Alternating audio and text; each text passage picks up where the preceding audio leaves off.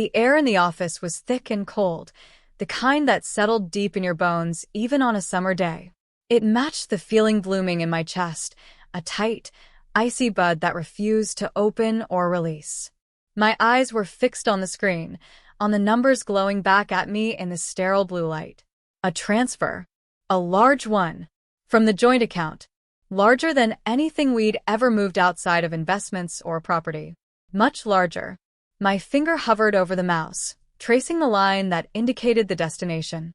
A name I didn't recognize. And next to it, an address. An address that wasn't ours. The office building felt like a tomb, silent except for the hum of distant servers and the frantic, echoing beat of my own heart. My breath hitched, caught somewhere between my lungs and my throat. It wasn't just the money, it was the secrecy of it, the sheer audacity of a transfer this size vanishing without a word, without a trace in our shared calendar or our hushed evening talks. A cold dread, heavy and formless, began to pool in the pit of my stomach. This wasn't a simple mistake. This was deliberate. And the name, the address, they felt like puzzle pieces clicking into place, forming a picture I didn't want to see. Let me know where you're watching from and what time it is. And if you haven't already, please subscribe. It helps me more than you know. My life, before the numbers turned traitor, was a carefully constructed balance. Days bled into nights in glass towers, the relentless pursuit of complex deals that bent reality and moved mountains of money. My career wasn't just a job, it was a living, breathing entity I poured myself into. It demanded everything: focus, ruthlessness, a detached calculation that felt miles away from the soft edges of home. And home, in turn, was my sanctuary. A quiet space built brick by brick with a man I thought I knew, a man who shared my space, my name, my future. He was Mark. Stable, kind, dependable. Or so I believed. He worked in construction, the solid, tangible world to my ethereal realm of finance. We met at a mutual friend's dinner party years ago. He talked about blueprints and concrete. I talked about markets and mergers. It felt like two different languages, but we found common ground in shared silences, comfortable companionship, the quiet rhythm of two lives intertwined. There were no grand passions, no sweeping declarations. Just steady. We built a life that was comfortable, predictable, safe. My work was demanding, consumed my energy, often stole weekends. Mark understood. He was proud of my success, or he said he was. He handled more of the domestic side, the grocery runs, the small repairs around the house. It felt like a partnership, a division of labor based on who had the time and the mental space. He was my anchor, the calm port I returned to after navigating the turbulent seas of global markets. This year had been particularly brutal, a nonstop sprint through high-stakes negotiations and sleepless nights fueled by lukewarm coffee and the desperate need to close the deal. It culminated in a massive acquisition, a Goliath swallowing a David, orchestrated largely by my team, led by me. The win was significant, not just for the firm, but for me personally. It solidified my position, earned me the respect of dinosaurs who doubted a woman could handle deals of this magnitude. And it came with a bonus. A number so large it made my eyes water the first time I saw it on paper. It wasn't just compensation, it was validation. It represented years of grinding, of sacrifice, of proving myself in a world that rarely gave an inch. That bonus was earmarked. Partially for investments, yes, the responsible financial planner in me insisted on that. But a significant chunk was for us. A down payment on a small cottage by the lake we'd dreamed about, a place to escape the city's hum, a tangible reward for both of our years of quiet, shared effort. It felt like the next step, a shared dream finally within reach. I talked about it with Mark, showed him listings, scrolled through pictures of sunsets reflected on still water. He seemed excited, his eyes lighting up at the prospect. The bonus landed in the joint account with a quiet electronic hum. A 7-figure number. It sat there, briefly, a glittering prize, a symbol of my labor, our future. I saw it arrive. I planned to move it within a few days, allocating it to different accounts, setting aside the cottage fund. But work intervened. A last-minute trip, an urgent fire to put out across the country. I left, feeling the weight of the bonus settling, secure in the knowledge it was there, waiting for my return. That was a week ago. Now I was back, catching up on emails, running standard account checks, doing the due diligence that was second nature to me. And I saw it. The outgoing transfer. The missing 7 figures, almost to the dollar, leaving a gaping hole where the bonus had been. The name. The address. My breath was still shallow, tight. I ran the name through a quick public record search. Sarah Jenkins. And the address, a modest house across town, an area I didn't frequent. Who was she? Why was this amount of money, my money, sent to her? My fingers, usually steady and precise on the keyboard, trembled. I pulled up the property records for the address. Owner, Sarah Jenkins. Mortgage holder? I froze. It wasn't just a random transfer. It was a payoff. A full payoff of the mortgage on her property. And the amount it matched almost perfectly the missing bonus. My bonus. The icy bud in my chest bloomed into a searing, white-hot pain that radiated outwards, leaving me breathless and shaking. It wasn't a mistake. It wasn't a forgotten bill. It was deliberate. My money, given away, to a woman whose name I didn't know, to pay off her house. I walked through the front door of our house that evening, the city noise fading behind me, replaced by a profound, suffocating silence. The familiar scent of dinner cooking, Mark's signature roast chicken, usually comforting, now felt like a mockery. He greeted me at the door with a smile, a kiss on my cheek. It felt distant, hollow. I saw the ease in his eyes, the lack of concern, and it felt like a physical blow. He knew what he'd done, and he was standing here, pretending everything was normal. We sat down to eat. The chicken was perfectly cooked, the potatoes crisp. Every bite tasted like ash. He talked about his day, a small issue with a supplier, a funny story about a coworker.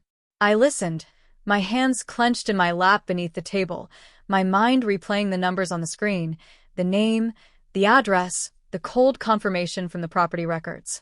The air was thick with the unspoken. My chest felt tight, like it was about to explode. Something wrong, he asked, his fork suspended midair. His eyes held a flicker of something I couldn't quite place. Not guilt, not fear. Maybe caution?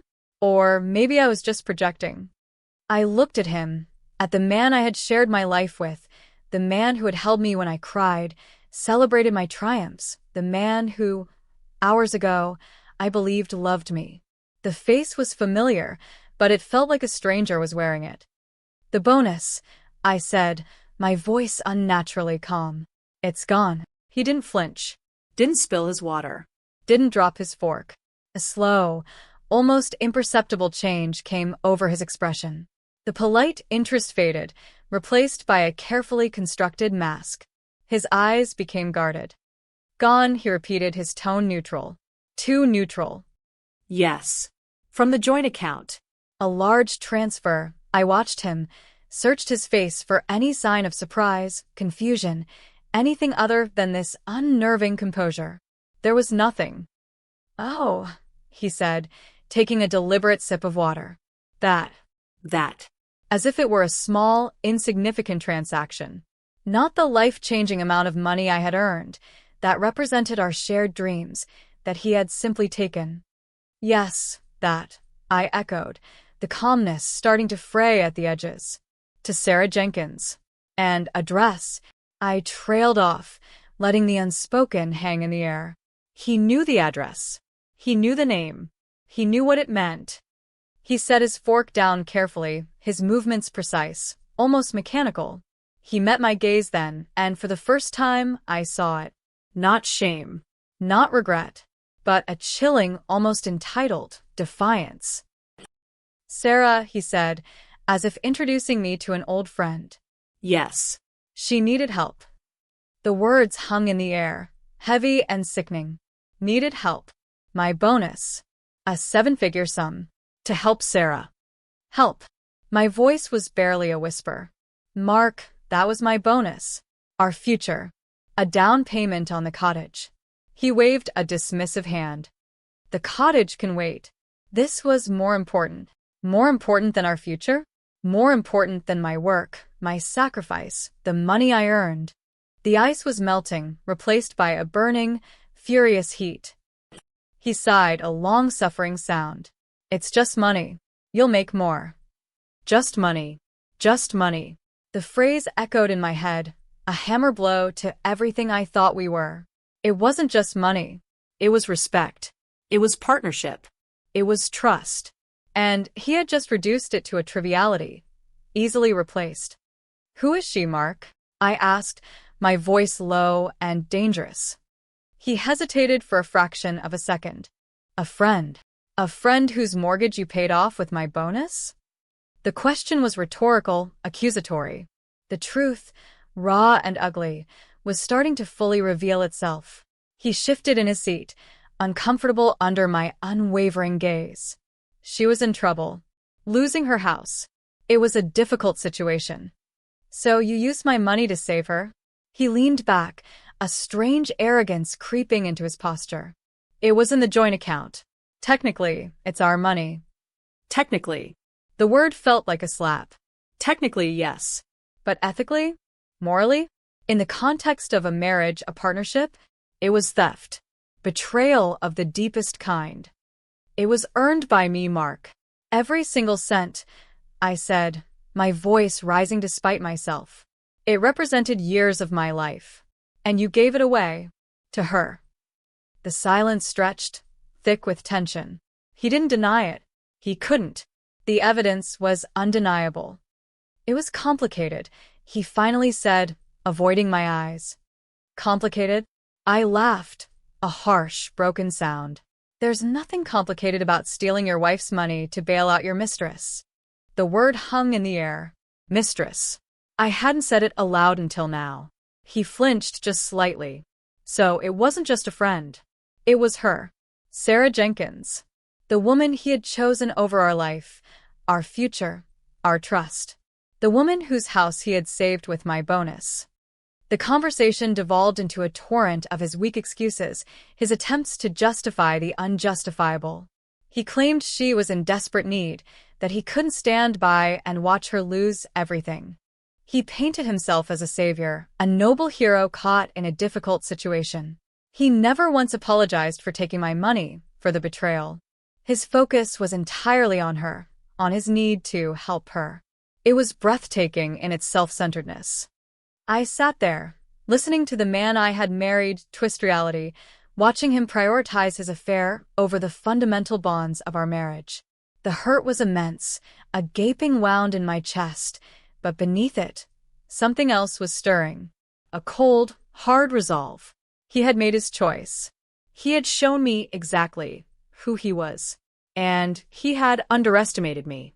Terribly. He thought it was just money. Easily replaceable. He thought he could just take it, deal with the fallout, and move on. He didn't understand what that money represented to me, how it was intertwined with my identity, my power, my future. He saw me as the wife at home, the one who made the marriage comfortable while I pursued my career.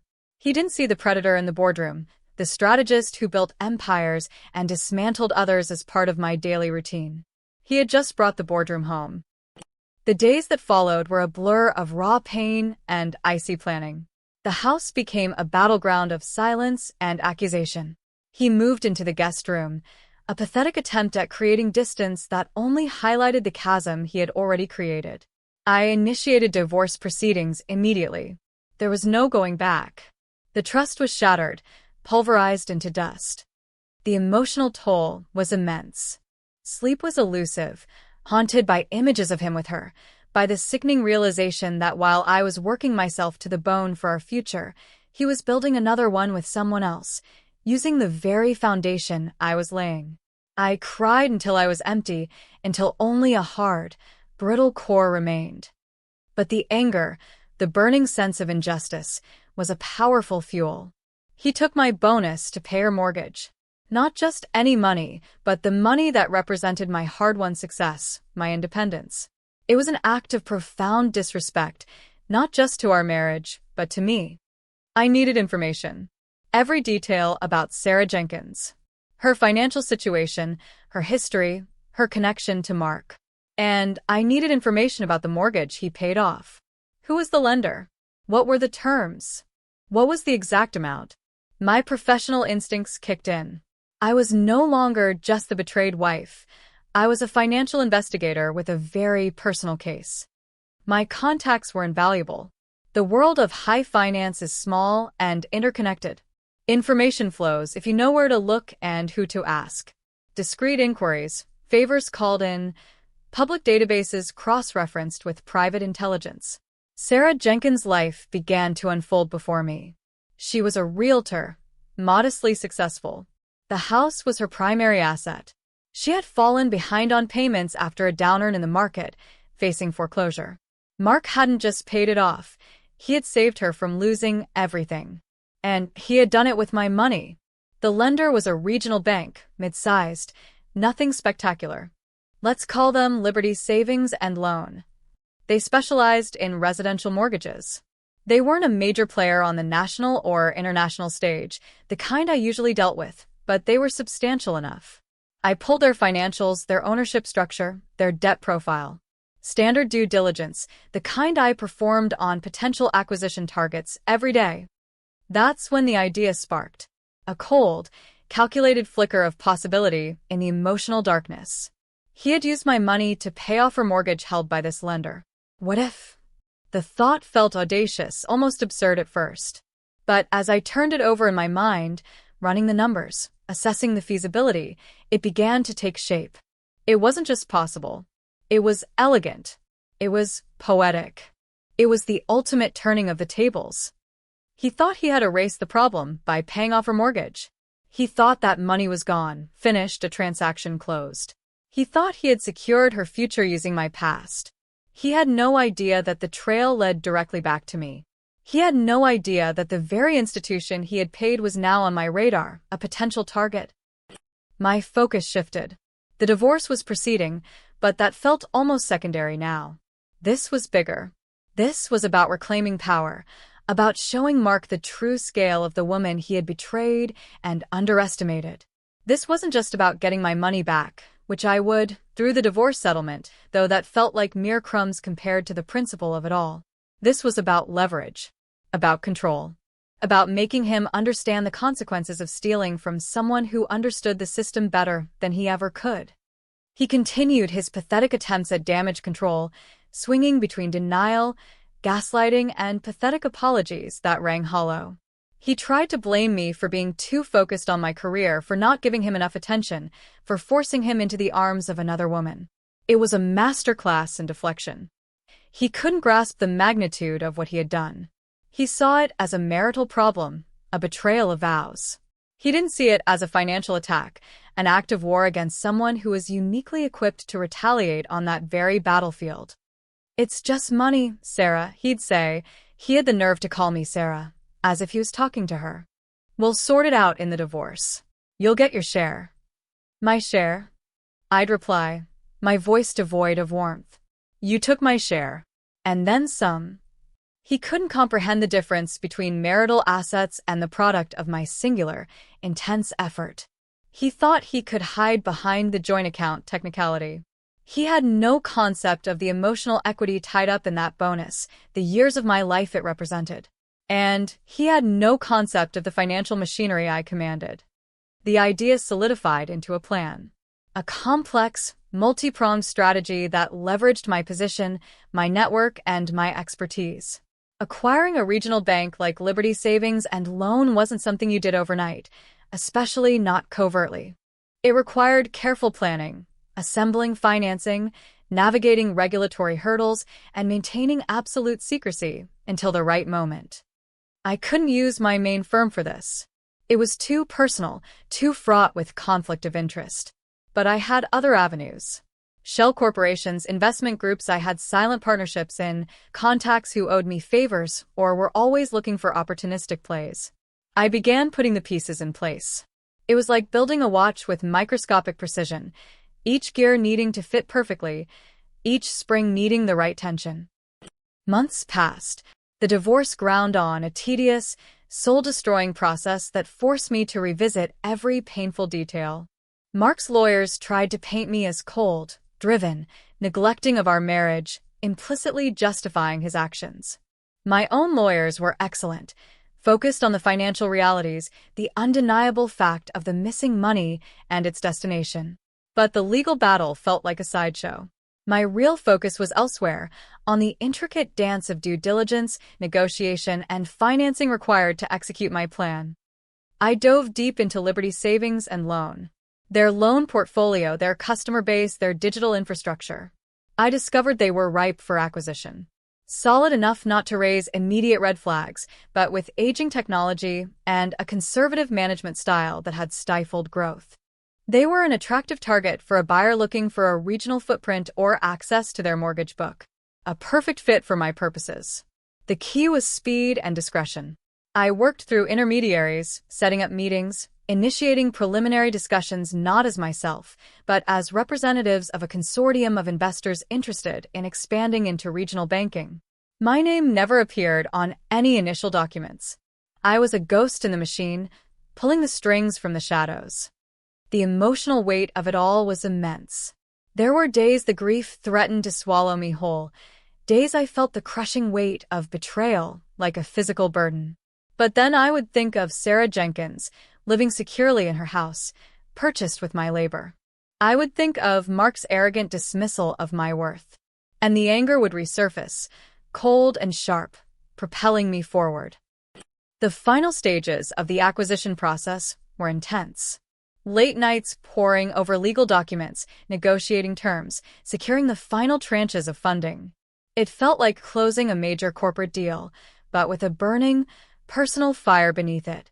My team, composed of trusted professionals who were only aware they were working on a highly sensitive, anonymous acquisition, performed flawlessly. The deal was structured as a hostile takeover, initiated with a strong, unexpected offer directly to the Liberty Savings and Loan shareholders, bypassing the reluctant board. This was a tactic I had used before, a way to force action and prevent delays. It required a significant premium, but I wasn't interested in squeezing every penny. I was interested in speed and control. The offer went public on a Monday morning. The financial news buzzed with the unexpected move. A consortium of unknown investors targeting a quiet regional bank. Analysts speculated. The market reacted. But the names behind the consortium remained private, hidden behind layers of corporate structure. Mark, oblivious to the financial world beyond his construction projects, would have likely seen a headline, maybe even heard it on the radio. An investment group buying some bank. It would have meant nothing to him. He was focused on the divorce settlement, arguing over percentages of shared assets, completely missing the tsunami gathering on his horizon. The clock was ticking. Once the tender offer was made public, there was a set period for shareholders to respond. We had done our homework. We knew who the major shareholders were, understood their motivations. We were confident we could secure a majority. The week crawled by. Every headline felt like a drumbeat leading to the inevitable. Insiders at Liberty Savings and Loan scrambled, trying to understand who was behind the bid, whether to fight or fold.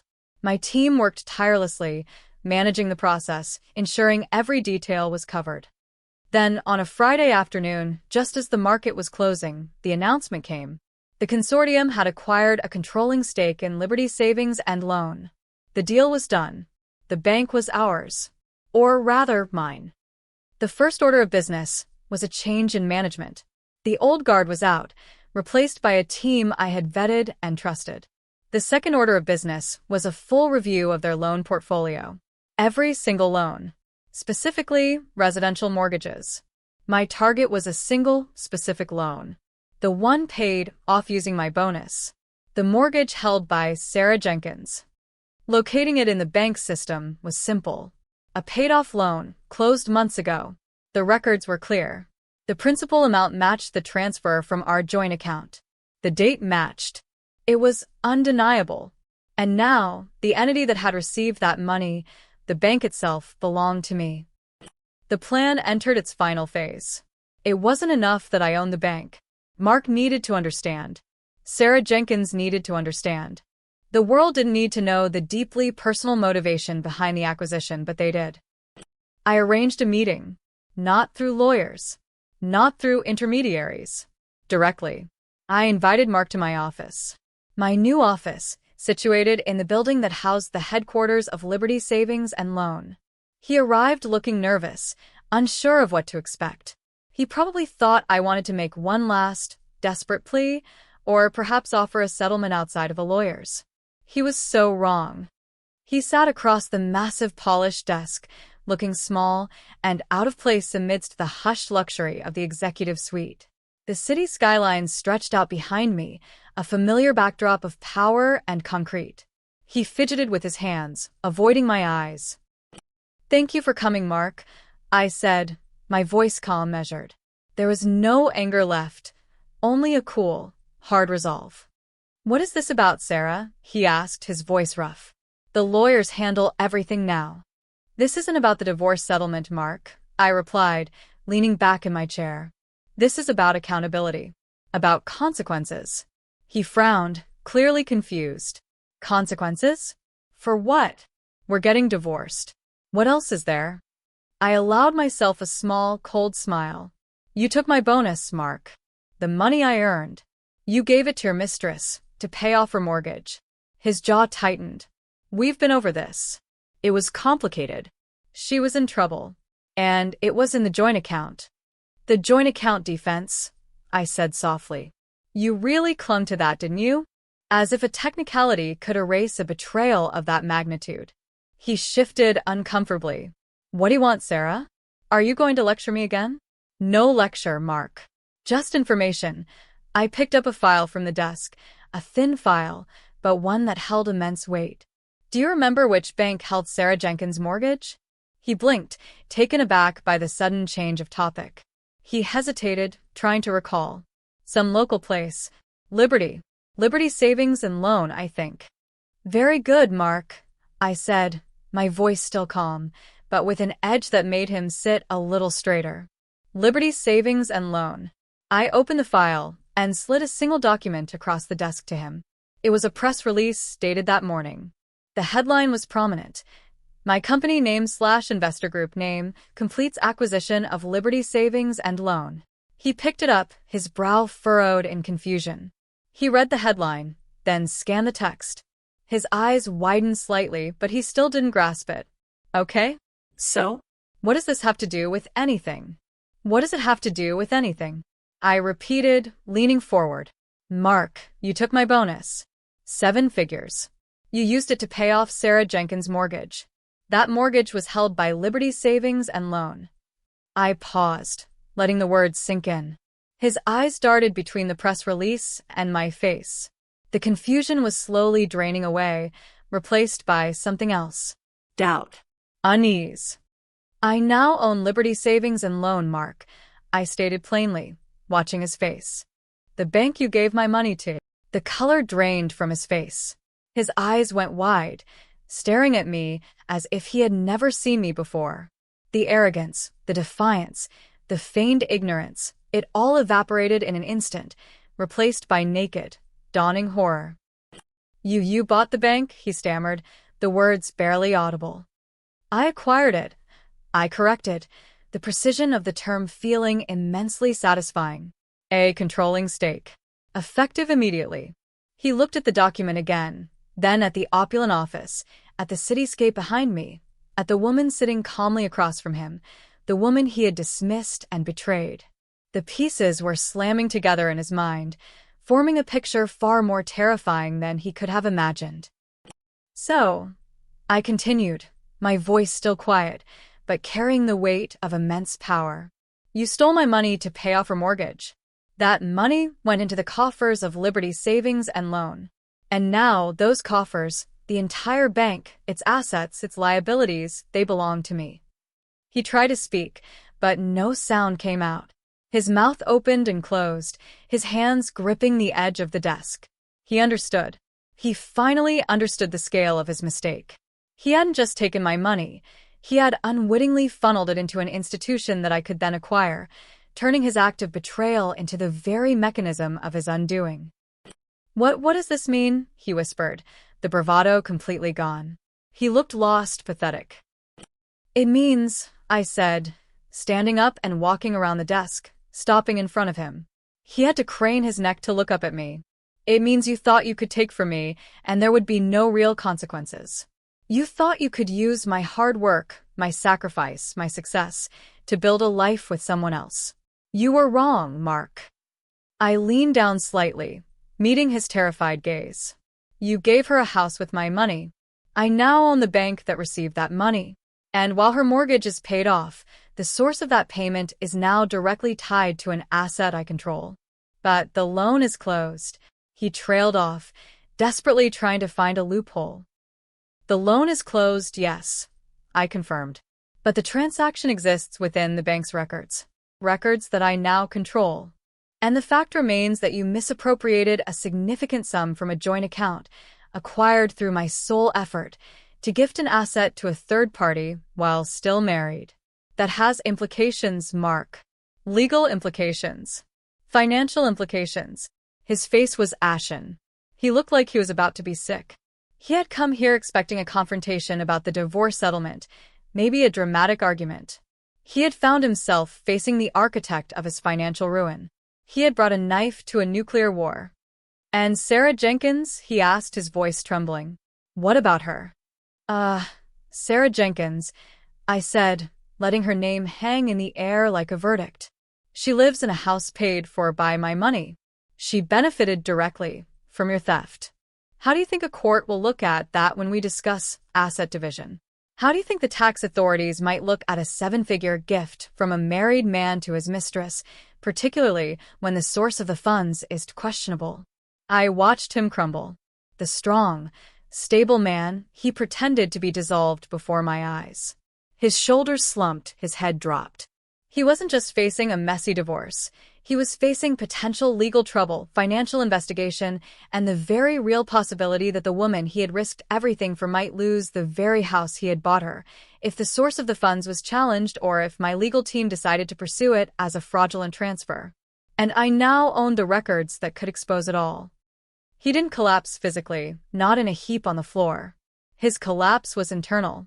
A complete shattering of his reality, his arrogance, his sense of control. He had thought he was so clever, so resourceful, managing his affair and his finances. He had been a fool. He had stolen from a wolf and expected her to roll over and play dead. He sat there, staring at the floor, defeated. There was nothing left to say.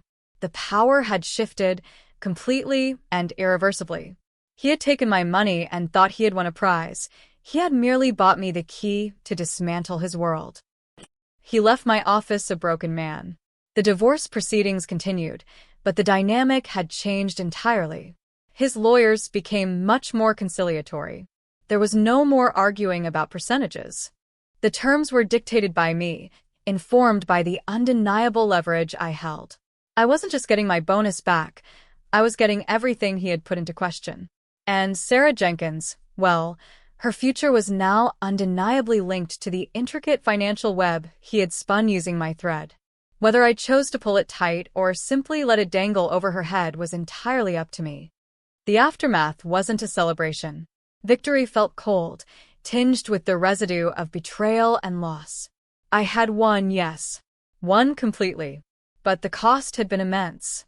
The destruction of a marriage, the shattering of trust, the revelation of a person I had loved as a stranger. Owning a bank was never part of the plan. It was a strategic byproduct of a catastrophic betrayal. My involvement with Liberty Savings and Loan continued, not as a personal vendetta, but as a legitimate business venture. I had bought a functioning institution, and I intended to make it profitable. The irony was not lost on me. My bonus, the source of so much pain, was now reinvested, generating returns within the very structure I had acquired because he stole it. The house Mark had bought for Sarah Jenkins with my money remained hers for now. But the knowledge of how it was paid for, and who now controlled the records of that payment, hung in the air between them, a silent, invisible threat. I didn't need to foreclose on her. The power lay in the knowledge, in the potential, in the constant, quiet reminder of the cost of his actions. Rebuilding felt slow. The emotional scars remained, a network of fine lines beneath the surface.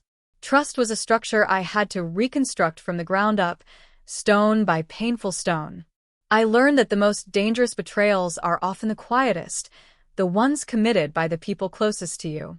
And I learned that my strength wasn't just in my ability to build empires, but in my capacity to defend what was mine, to turn the weapons used against me into instruments of my own justice. My life is different now. Freer, perhaps, though the freedom came at a heavy price. I stand alone, but on solid ground, ground I secured with my own hands, my own mind. The memory of his collapse in my office is a stark reminder of the power imbalances he never understood, the power he unwittingly handed me the moment he decided my hard work was his to give away. If this story hit close to home, I'd love to hear your version in the comments below. Thanks for being here. Subscribing helps bring more of these to life.